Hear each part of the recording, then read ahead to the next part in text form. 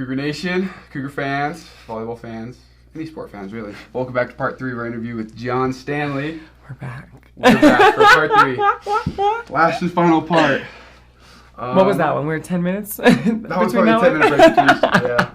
So we That's kind of funny. finished off just about, how much you've loved BYU. Yeah. So kind of just reminiscing on it. What so far has been your favorite memory? that you Oh guys my have? goodness, I have a couple. One was when we went to the Final Four 2 years ago.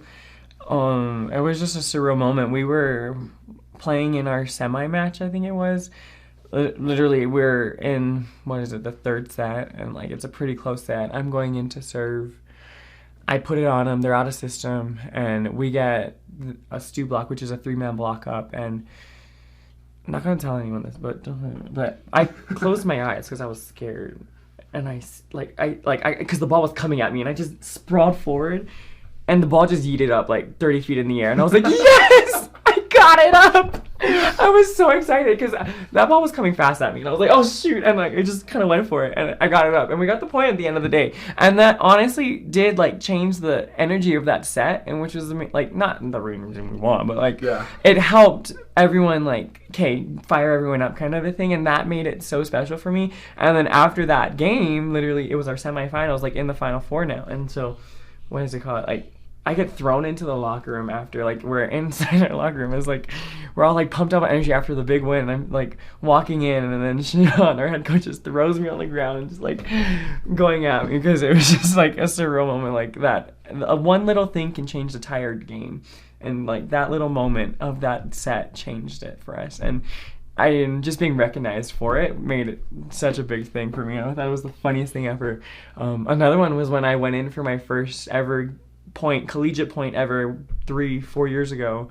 I served my first serve down the line, and I got an ace, and I just stood there. I was like, did I just serve that out?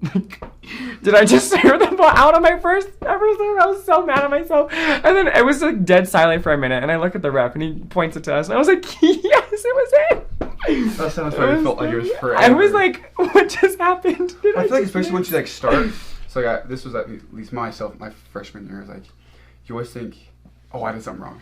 You always if anything bad happens, what did I do? If you're in the game, it's I must have messed something up. So it's did I really just do that? That's just your gut reaction. It shouldn't be like that, but that's just how it is. Nobody reacted, and I was like, what the heck? Why is nobody moving? And then everybody celebrated after. I was like, yes! It was fun. That's so fun. And then another one was when we traveled to Hawaii during the very, very beginning of COVID. And it was our very last game of the season. We were, ranked 1 at the end of the season, but going into that game, we were ranked 2nd. We swept Hawaii the first day, and then going into the second night, it was a Saturday night, and it was a sold-out. Stan Sheriff was at 12,000, 13,000 fans. Crazy, surreal to be playing back home in the stand and in front of all my family and friends, playing for a school that I love, and going into 5 sets. It was a 3-hour game. It was so long, and it's given me chicken skin just thinking about it. There are so many moments that I have at BYU that I just cherish so much, and I would have never experienced it anywhere else. Mm-hmm. And so, yeah, it's been a great time. So you obviously, you have some time left still here, but Yeah. after you're done, you said you want to be a pilot. Yeah, oh my gosh, I've had so many different ventures that I wanted to go into. Initially, I wanted to be a dermatologist, then I wanted to be a PA, then I wanted to be a flight attendant, and now I want to be a pilot. So many aspirations, but we'll see what I end up actually doing. But Yeah. I for sure want to be a pilot. That's something I'm looking forward to. My dad was a pilot for a while.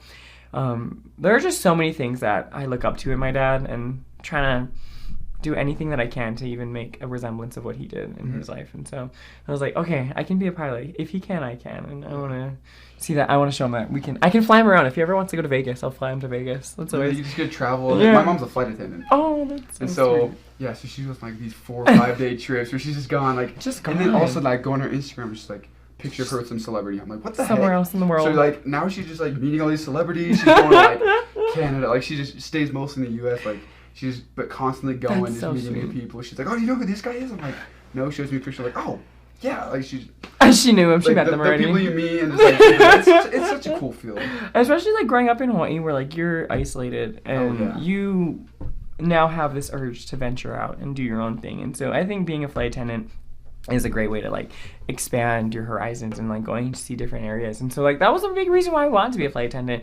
But like the funny thing was like I kind of like was scared of planes growing up. Like I had the worst fear of going onto a plane. I don't know why. I always thought we were gonna crash, and I was like, oh my gosh, don't crash, don't crash, don't crash. So literally I would get onto the plane and I'd just knock out. I'd be like, just don't think about it. And just go to sleep. And it's like a 6-hour flight. Yeah, from it's not short at all. It's a good nap. It's a good sleep. So it's always good when I do the red eye, because then I could just sleep through the night and that'd be good. Oh, I Wake cannot up. sleep in planes. What? I can't sleep in planes. I can't sleep in cars. Oh my goodness. What about boats? I could take a nap on a boat. Oh, I've thrown up on a boat. I get motion sick. Yeah. Oh my goodness. So what are you gonna miss most? Definitely. Oh my gosh. I am for sure gonna miss just my team, my coaches, my friends. I don't know so much about school, but the whole aspect about volleyball and just all the relationships that I've made. Literally, like, I talked to Sean about this a lot, about like how he still communicates with all of our past teammates. Like, he still talks to my teammate Cyrus. He still has a good relationship with my brother Will. Like, he still talks to all of them. And so, like, I'm looking forward to having that relationship still even after volleyball. And just having a good connection with BYU, where if I ever wanted to come back and watch the guys play, like, I could support them with all my heart. Like, I am a through and through BYU Cougar no matter what. I've been a Cougar since I was little. Literally, Anaheim, my elementary school in Hawaii. Oh, I lied. They were Jaguar. Okay, I was a Jaguar. Then I was a Cougar after my high school Cougars, Kaiser Cougars, and now I'm a BYU Cougar. So yeah, I'll always be a Cougar for that, which is crazy. I also just miss like all the strides that we've made also at BYU. Like, we have my amazing, oh my gosh, her name is Whitney Johnson, Whitney Cat. I think, yeah, you've heard of her. She's in our inclusion and diversity program here at BYU. And so I'm also on the SAC committee of the Student Athlete Advisory Committee. And so I am like a co-chair of belonging at BYU, which is nice. And so there are just so many changes and progression that we have made at BYU to like make sure that people feel included and feel welcomed at BYU, knowing that it's a safe space for kids who are of the LGBTQ plus community, which is amazing. And there are just so many things that people are misinformed about, and that it's crazy that there's so much like hate right now for BYU for things that aren't even true in most aspects, especially in athletics, where we are the most diverse population of BYU. Like, my whole team, oh my gosh, we have people from everywhere. It's crazy. Yeah. Like, we have people from Hawaii, Poland, oh my gosh, where else? Italy. I can't think everywhere else. Milwaukee. Oh, Milwaukee's in the United States. Sorry, Gavin. But again, we have people from everywhere. Yeah. And even just like, yeah, in athletics, like, it makes me happy to be a part of something that feels so welcoming and somewhere where I can just be myself, and knowing that my teammates and my coaches and my family have my back no matter what.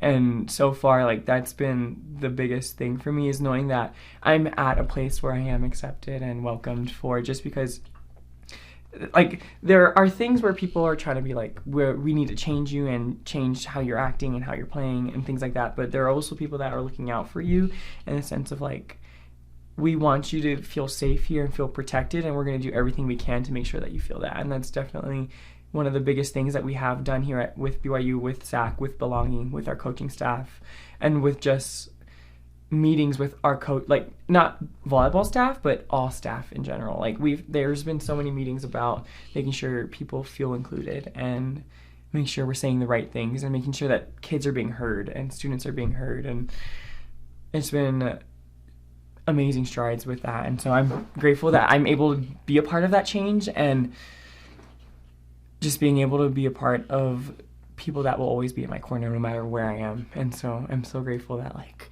I have Sean and Devin and Tavs and oh my gosh, the director of ops, Aubrey. She's my tried and true ride or die. She's our van driver, and I love her so much. But yeah, and then all my amazing teammates. They've always had my back since day one. So yeah. Awesome. Well, that's our time, unfortunately. I could talk forever. We oh my gosh. But I appreciate you for coming. Yes. I'm glad you're here. Thank you. Glad you're at BYU. Glad you're such a good friend of my wife. Yes. Miss Erickson. But thank you, and also thank you to all our supporters out there that are watching. Be sure to like, comment, subscribe, Oh, John's gonna get you. Oh my goodness. No. Yes. Come to a volleyball game. Come to a volleyball game. Yeah. All right, Cougar fans, thanks for watching. Be sure to go watch part 1 and part 2 if you haven't already, or else this one's kind of taken out of context. Oh. Even though, not really. Yeah. Like and subscribe. Like and subscribe. Thanks for watching. Bye, guys. Thank you for watching this interview. Please like and subscribe so you don't miss the other 2 parts of this interview, plus all of our other interviews we do with BYU athletes. We also like to give a special thanks to our Cougar Board insiders for making this possible.